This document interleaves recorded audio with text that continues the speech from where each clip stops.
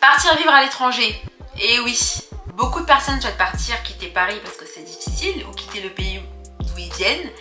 Et finalement, des fois, on part dans la précipitation parce qu'on fuit une situation ou quelque chose. Et dans cette vidéo, je vais vous présenter selon moi les 10 indicateurs que vous devez absolument faire. On va avoir les 10 cases à cocher avant de vous décider de partir à l'étranger, peu importe le contexte dans lequel vous partez. C'est parti!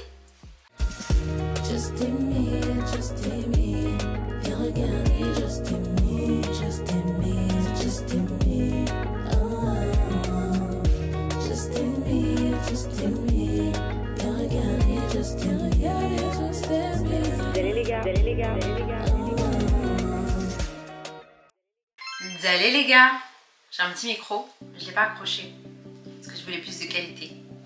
Salut les amis, j'espère que vous allez bien et bienvenue dans cette nouvelle vidéo. J'ai vu dans des trucs YouTube qu'ils ont dit qu'il faut plus dire cette intro parce que ça perd du temps et ça faut décrocher.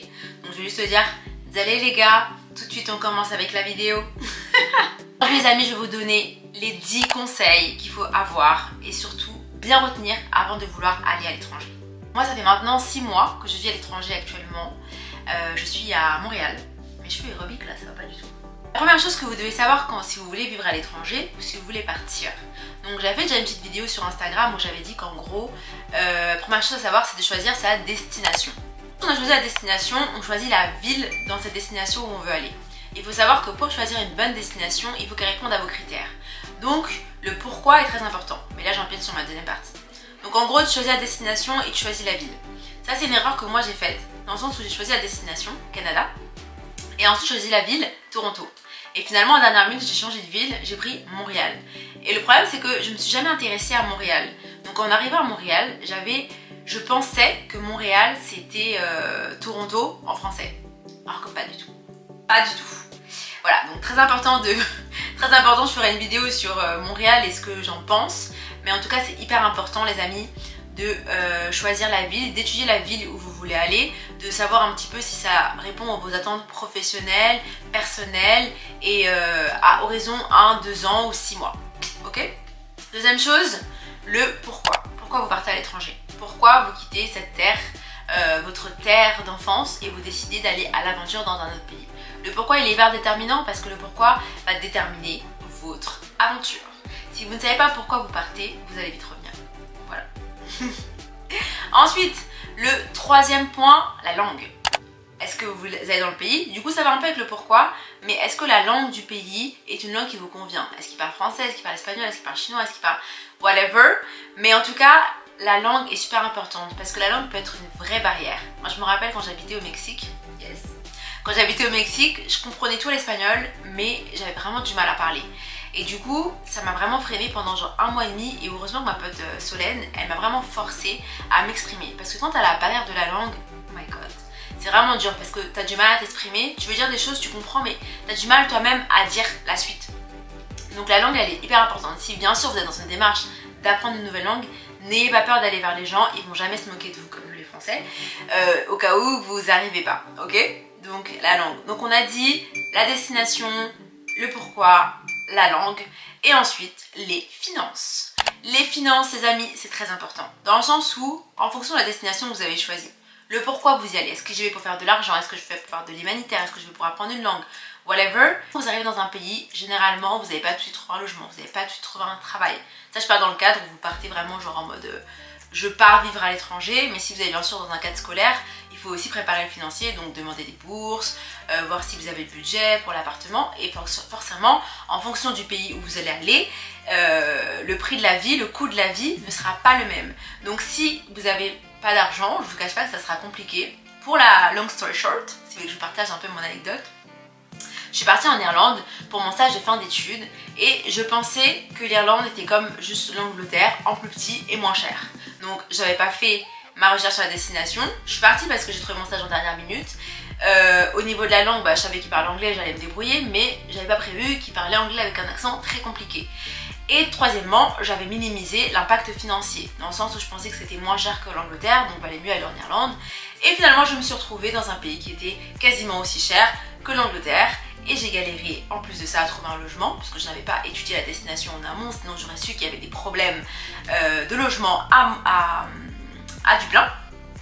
Donc mon aventure, je vous cache pas que les 3 premiers mois étaient extrêmement difficiles financièrement, puisque j'ai mis mon argent dans des auberges de jeunesse à 40 € la nuit, whatever. Voilà, donc c'est pourquoi le financier est important. Partir toujours avec quelque chose. Faut pas partir comme moi à l'aventure avec la grâce, mais grâce à la grâce, grâce à Dieu, je m'en suis toujours sortie. Mais vraiment, si vous pouvez avoir juste un petit backup, c'est toujours bien. Et encore plus si vous partez dans une destination qui soit loin et qui soit chère surtout. Parce que quand j'étais au Mexique, j'avais pas de backup, mais pas besoin. Anyway, donc là, le financier est très important. Pensez à avoir un petit trésor de côté. Si vous êtes étudiant, pensez à regarder les bourses qui sont intéressantes. Il y a des bourses si vous êtes en région Île-de-France, même si vous êtes en France. Vous avez des bourses régionales, vous avez les bourses dans votre ville. Vous avez également la bourse internationale. Et vous pouvez avoir, bien sûr, si vous êtes au Crous, si vous êtes boursier, j'ai même oublié déjà, ça fait longtemps. Si vous êtes boursier, vous pouvez avoir bien sûr votre bourse qui tombe chaque mois. Ok? Température du pays. Parce que je me dis qu'au Canada, l'hiver il dure 6 mois. Et attends, là on n'a pas eu un hiver très froid, ce que me disent les personnes qui habitent ici. Mais la température va jouer sur tous les restes qu'on a vus avant. Donc le pourquoi, la destination, le financier, blablabla. Parce que forcément, si tu vas dans un pays froid comme ici, bah t'habiller ça va te coûter cher. Ça va te coûter cher, la doudoune, les sous-vêtements d'hiver du Uniqlo, etc., etc. Ça va te coûter cher. Donc la température du pays va être aussi déterminante parce que quand tu as un hiver long, tu peux vite déprimer. Et en plus, si ta famille te manque, c'est compliqué. Donc quand vous choisissez votre destination, est-ce que vous voulez être loin, près de votre famille? Est-ce que la température est importante? Est-ce que le nombre de mois il fait froid est important? Est-ce que le nombre d'heures où il y a du soleil c'est important? C'est vraiment très déterminant, ok? Donc la température ça joue. Je suis à combien? Je suis à... Bon. Ensuite, ce qui est important, est-ce que vous souhaitez vivre en colocation ou pas? La colocation dans les pays chers, même dans les pays... Enfin, je trouve que la colocation c'est une bonne chose, ça prend pas partir à l'étranger. Ça vous permet d'être plus... Ça vous sécurise un peu plus et ça vous permet vraiment de vous dire ok, je suis stable, je suis avec quelqu'un, etc. Mais la colocation c'est pas facile parce que là tu vis avec quelqu'un et il y a des hauts et il y a des bas. Donc la colocation, bien sûr, va être le financier parce que généralement quand vous êtes en colocation, c'est que vous voulez payer un petit peu moins cher, en même temps avoir des gens avec vous au quotidien avec qui vous pouvez partager des choses. Donc ce côté-là, la colocation est bien. Si vous êtes plus âgé, entre guillemets, et que vous voulez juste vivre la life et que vous savez que vous allez installer dans ce pays, prenez un logement tout seul, vous serez bien tranquille et ça sera parfait pour tout le monde. Je tiens à dire que l'herbe n'est pas plus verte ailleurs. Voilà. Si vous partez dans l'idée de vous dire que votre vie sera meilleure dans un autre pays, ce n'est pas toujours le cas. Ce n'est pas toujours le cas. Et il faut savoir que, par exemple, le Canada, je ferai un petit review, mais ce n'est plus l'Eldorado que c'était. Et l'herbe n'est pas plus verte ailleurs. C'est pour ça que le pourquoi est hyper important et je pense que c'est un point vraiment à prendre.